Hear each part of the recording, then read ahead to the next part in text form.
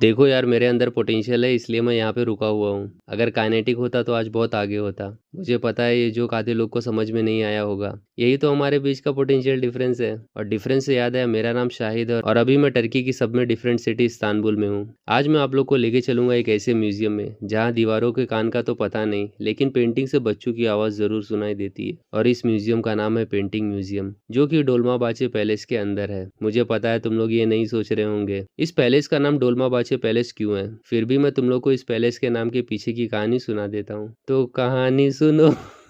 आज से कई हजार साल पहले यहाँ सिर्फ दो जेंडर हुआ करते थे, एक सुख जेंडर और दूसरा दुख जेंडर। दोनों भाई थे लेकिन पर्सनैलिटी बिल्कुल अलग। सुख जेंडर एक जादूगर था, उसको बच्चों की पेंटिंग बनाने का शौक था। लेकिन ट्विस्ट ये था कि जिसकी भी पेंटिंग बनाता था उसे उसी पेंटिंग में कैद कर देता था। और पेंटर्स का इतिहास यही है, फ्रेम हो या फेम दोनों में लोगों को फंसा कर मार देते हैं। और दूसरी तरफ उसका भाई दुख जेंडर, जो अपने भाई से टोटली अपोजिट था। जब दुख जेंडर को पता चला कि उसका भाई यहाँ बच्चों को फोटो फ्रेम करने आ रहा है, तो उसने यहाँ के बच्चों को बचाने के लिए एक बड़ा सा ढोल बनाया और बच्चों को उस ढोल में छुपा के अपने भाई से लड़ने चला गया। और आगे चल के ढोल में छुपे हुए बच्चों की याद में ये पैलेस बना, जिसे आज लोग ढोल माबाचे पैलेस के नाम से जानते हैं। तो चलो पेंटिंग म्यूजियम में ढोल में छुपे हुए बच्चों को बचा के करते हैं व्लॉग को स्टार्ट। अभी सुबह के 10 बज रहे हैं और मैं होटल से स्टेशन की तरफ जा रहा हूँ, जहाँ से मुझे T1 ट्रेम लेना है डोलमाबाचे पैलेस जाने के लिए। घर से निकलते ही और कुछ दूर चलते ही मुझे टर्की में एक ठरकी शॉपकीपर मिल गया, जो खुद को शाना नहीं 1.5 शाना समझता था। भाई लोग 1.5 शाना मतलब एक शाने में आधा शाना और ऐड कर दो तो 1.5 शाना हो जाता है। और वो ऐसा क्यों होता है वो मैं आप लोग को आगे व्लॉग में नहीं बताऊंगा।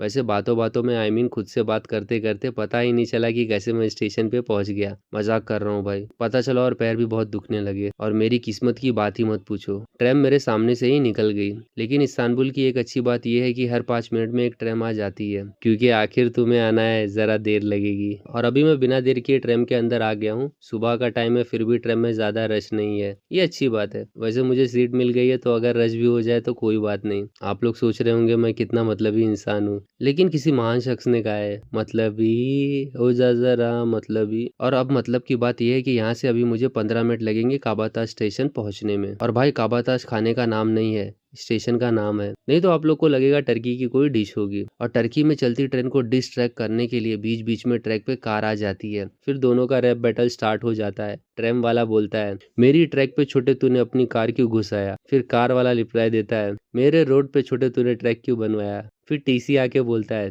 एक का नहीं छोटे, आज तुम दोनों का मैंने चालान बनाया। और फिर कार और ट्रेन दोनों चालान कटा के अपने अपने रास्ते चल देते हैं। और सुल्तान अहमद से काबाताश आप चलते जाओ या फिर बाय वॉक जाओ, यहाँ से बॉस्फोरस का व्यू कमाल का मिलता है। विंडो सीट मिल जाए तो ये व्यू पे 4 चांद लग जाते हैं, विंडो सीट नहीं मिले तो 2 और 3 चांद भी लग जाते हैं। और खड़े रह के जाओगे तो भाई कुछ और भी लग सकते हैं। लेकिन अभी हम लोग बिना कुछ लगाए सीधा काबाता स्टेशन के पास आ गए हैं। और काबाता स्टेशन से थोड़े वॉक पर ही डोलमाबाचे पैलेस है, और पैलेस से थोड़े ही वॉक पे पेंटिंग म्यूजियम है। तो अभी हम लोग को थोड़ा थोड़ा वॉक करना है, इसलिए मैं भी वॉक करते हुए जा रहा हूँ, क्योंकि वॉक करना अच्छी बात है और स्टॉक करना बुरी बात है। वैसे आप लोग बिना स्टॉक किए वॉक किए भी जा सकते हैं गाड़ी से, बस ट्रैफिक का ध्यान रखना। और मैं बिना ट्रैफिक का ध्यान रखे बाय वॉक करते हुए डोलमाबाचे पैलेस के गेट के पास आ गया हूँ, जो इस्तांबुल का one of the most beautiful palace है। ये पैलेस का सेकंड गेट है। मेन एंट्री गेट दूसरी साइड है जहाँ से एंट्री होती है। वैसे एंट्री तो गेट से ही होती है, कोई दीवार कूद के थोड़ी अंदर जाएगा। अगर यहाँ आम का पेड़ होता तो पब्लिक शायद दीवार कूद के अंदर चली जाती,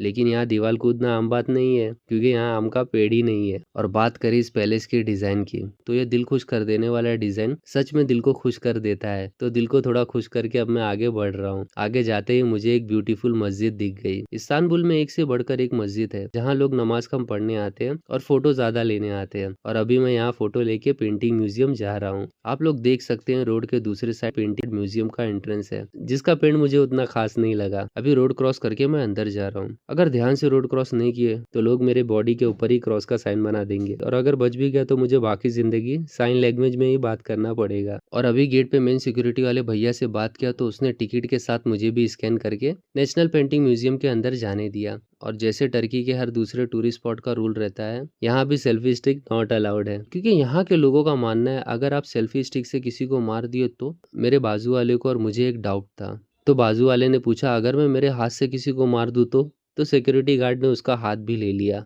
इसलिए मेरे बैग में जो गन रखी थी उसके बारे में बिना कुछ बोले अपनी सेल्फी स्टिक सिक्योरिटी गार्ड को देकर अंदर जा रहा हूँ। सिक्योरिटी गार्ड ने उस आदमी के साथ मेरी फीलिंग को भी हर्ट कर दिया। फीलिंग से याद है, ब्रेकअप हुए इतने साल गुजर गए हैं, लेकिन मेरी फीलिंग उसके लिए अभी भी नहीं बदली। पहले भी वो कमीनी थी, अब भी कमीनी ही होगी, सेम सिक्योरिटी गार्ड की तरह, क्योंकि अब सारा टाइम मैं कौन से गेट से आया हूँ वो याद रखना पड़ेगा। एक्चुअली मैं थोड़ा गजनी टाइप का हूँ, अगर जगह का फोटो ना रखूँ तो लोकेशन भूल जाता हूँ, बट शक्ल याद रहती है, इसलिए उसको भूलना बहुत मुश्किल है। बट भुला देंगे तुमको सनम धीरे धीरे। और पैलेस के अंदर मैं धीरे धीरे आगे बढ़ता जा रहा हूँ। सामने बॉस्फोरस का स्टर्निंग व्यू देखने को मिलता है। दोपहर का टाइम है, फिर भी ठंडी हवा चल रही है और सामने cruise ship ferries Asian side से यूरोपियन साइड जाते हुए बॉस्फोरस में दिखती है, जो देख के एक सिनेमेटिक फील होता है। यार ये तो बहुत ही ज़्यादा फीलिंग हो गया, लेकिन सच में अगर यहाँ बैठ जाओ ना तो वक्त लिटरली रुक जाता है भाई। लिटरली का मतलब एजुकेटेड होता है और इलिटरली का मतलब अनएजुकेटेड होता है। यहाँ से सामने पेंटिंग म्यूजियम दिखता है, पर अंदर जाने से पहले मैं थोड़ा बाहर का सीन एंजॉय करना चाहता हूँ, क्योंकि ट्रैवल करते करते मैं थोड़ा सा थक सा गया हूँ। तो यहाँ इतना पीसफुल इन्वायरमेंट में पहले थोड़ा रेस्ट करूंगा और उसके बाद पेंटिंग म्यूजियम के अंदर जाऊंगा, जो डोलमाबाचे पैलेस के कैंपस में ही लोकेटेड है। आर्किटेक्चर दोनों का सेम लगता है, बट एंट्री फीस सेम नहीं है। पैलेस की एंट्री फीस 4,000 है, इतने में तो मैं 4 बार डेट पे जा सकता हूँ। और बात करें पेंटिंग म्यूजियम की तो 1,500 है, जो एक बजट फ्रेंडली है। ऑनेस्टली तो नहीं बोल सकते, लेकिन पैसे की कोई बात नहीं है, बस म्यूजियम देखने के बाद बचे हुए पैसे से 2 बार डेट पे भी जा सकता हूँ, इसलिए मैं सीधा पेंटिंग म्यूजियम में आ गया, जहाँ आपको छोटे छोटे फाउंटेन्स के अंदर बड़े बड़े डक देखने को मिलते हैं। ये वही वाले डक है जिसको मैंने सेफायर ऑब्जर्वेशन डक में बताया था कि कैसे सैफ नाम का तांत्रिक बाबा लोगों को डक बना देता था। एक डक मुझे इस उम्मीद से देख रहा था कि मैं सैफ बाबा के मैजिक को ब्रेक करके उसे बचा लूं। तभी मुझे लगा कोई मुझे देख रहा है, और जब मैंने ध्यान से देखा तो सैफ बाबा का खुफिया एजेंट चिड़िया के भेष में मुझ पर नजर रख रहा था।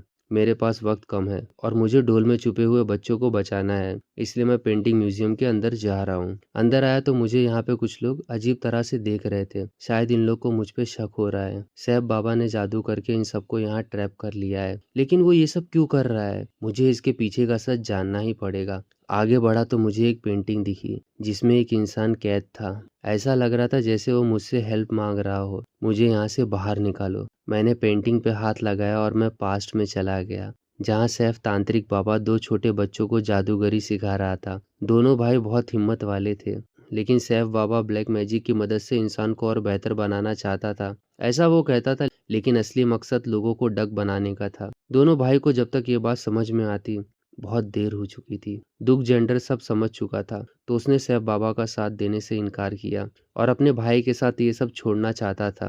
लेकिन सुख जेंडर सैफ बाबा की बातों में आ गया और वहीं रुक के अपने भाई को अकेला छोड़ दिया। आगे चल के सुख जेंडर पेंटिंग की मदद से बच्चों को कैद करने लगा और उन्हीं कैद हुए बच्चों पर सैफ बाबा ब्लैक मैजिक का एक्सपेरिमेंट करता था। उसने कई बच्चों की जान ले ली, पर फिर भी सुख जेंडर को सही गलत में कोई फर्क नहीं समझ आ रहा था। वक्त बीतता गया और दोनों भाई में दुश्मनी इस हद तक बढ़ गई कि एक दूसरे के खून के प्यासे हो गए। दुख जेंडर बस लोगों को बचाना चाहता था, इसलिए उसने शहर के बचे हुए बच्चों को ढोल में छुपा दिया और अपने भाई को लास्ट बार समझाने चला गया कि सैफ बाबा बस तेरे हुनर का यूज कर रहा है, उसे लोगों को बेहतर नहीं बनाना है, बस उन्हें बर्बाद करना है। लेकिन सुख जेंडर ने अपने भाई की एक नहीं सुना और गुस्से में आकर अपने भाई को ही पेंटिंग में कैद कर लेता है। अपने भाई को पेंटिंग में कैद करने के बाद सुख जेंडर फ्लैशबैक में जाता है और देखता है कैसे बचपन में दोनों भाई एक दूसरे के साथ खेला करते थे, और वो ये सब सोचकर इमोशनल हो जाता है। उसे अपने भाई के लिए बुरा लगता है, और जब वो अपने भाई को पेंटिंग से बाहर निकालने जाता है तो सैफ बाबा ये देखकर गुस्सा हो जाता है और सुख जेंडर पे ही हमला कर देता है। सैफ बाबा जख्मी सुख जेंडर को अपना असली प्लान बताता है। हाँ, तेरा भाई सच बोल रहा था, मुझे बच्चों को तड़पा तड़पा के मारने में एक अजीब सा सुकून मिलता है। मेरा कोई मोटिव नहीं है, बस मुझे अच्छा लगता है उनको मारने, उनको तड़पाने में, उनकी चीखें सुनने में। और इतना कहकर सैफ बाबा ने उसको भी डक बना के इसी म्यूजियम के बाहर कैद कर दिया। और जब मैं म्यूजियम में एंट्री किया था तो फाउंटेन के पास जो डक था वो सुख जेंडर ही था, जो मुझे उम्मीद भरी नजरों से देख रहा था। सैफ बाबा सुख जेंडर के अपोज के बाद खुद ही अपने मिशन पे निकल जाता है। अब वो इतना पावरफुल हो गया था कि उसे किसी की जरूरत नहीं थी, उसे बस ढोल में छुपे हुए बच्चों को डक बनाना था। मुझे अब म्यूजियम का सच समझ आ चुका था, पर मुझे ये नहीं पता था कि ढोल में छुपे हुए बच्चों को कैसे बचाओ। तभी मुझे बच्चों की चीखने की आवाज आई और मेरे हाथ जोर से पेंटिंग पर लग गया और पेंटिंग टूट गई। और जादूगर का भाई दुख जेंडर आज़ाद हो गया। लेकिन इतने सालों की कैद की वजह से वो बहुत कमज़ोर हो चुका था। वो मुझे एक मैप देता है जिसमें उस ढोल तक जाने का रास्ता था, लेकिन मैप का आधा हिस्सा फटा हुआ था। वो मुझसे कहता है मेरे पास बस इतना ही है। उसकी हालत देखकर मैं उसे साथ चलने के लिए भी नहीं कह सकता था। वो बस इतना कहता है किसी पर भी भरोसा मत करना। मैं मैप की मदद से बच्चों की तलाश में निकल पड़ता हूँ। आधे रास्ते में मुझे जंजीर में जकड़ा हुआ एक बूढ़ा आदमी दिखता है जो मुझसे हेल्प मांगता है कि मैं उसे आज़ाद कर दूं, लेकिन मुझे उस पर ट्रस्ट नहीं होता है। फिर वो बताता है कि उसका भाई सैफ बाबा की कैद में है और अपना नाम बताता है कि वो दुख जेंडर है। मैं उस पर यकीन नहीं करता हूँ तो वो अपने पॉकेट से मैप का मिसिंग टुकड़ा निकाल कर देता है। वो कहता है कि लड़ाई के वक्त सैफ बाबा ने मैप का हिस्सा उससे ले लिया था। फिर वो मुझसे पूछता है तुमने सैफ बाबा को मार के ये मैप लिया है? मैं शौक में आ जाता हूँ कि मैंने पेंटिंग से दुख जेंडर को नहीं, सैफ बाबा को आज़ाद कर दिया था। फिर हम दोनों मैप को जोड़कर बच्चों को बचाने के लिए निकल पड़ते हैं। मैं दुख जेंडर से पूछता हूँ कि बच्चों को तुमने ढोल में छुपाया था तो तुम्हें तो याद होगा। वो बताता है जादू की मदद से सैफ बाबा उसका दिमाग पढ़ लेता, इसलिए उसने अपनी याद अपने दिमाग से निकाल कर पेपर में लिख दिया था। और हम लोग फाइनली ढोल के पास पहुंच जाते हैं जहां से बच्चों की रोने की आवाज़ आ रही थी। हम उन बच्चों को बचा लेते हैं और तभी पीछे से किसी के हंसने की आवाज़ आती है। मैं मुड़कर देखता हूँ, वहाँ कोई और नहीं, सैफ बाबा खड़ा रहता है और उसके चेहरे पे एक अलग सी मुस्कान थी। तो आज के व्लॉग में बस इतना ही। मिलते हैं नेक्स्ट व्लॉग में एक नए एक्सपीरियंस के साथ।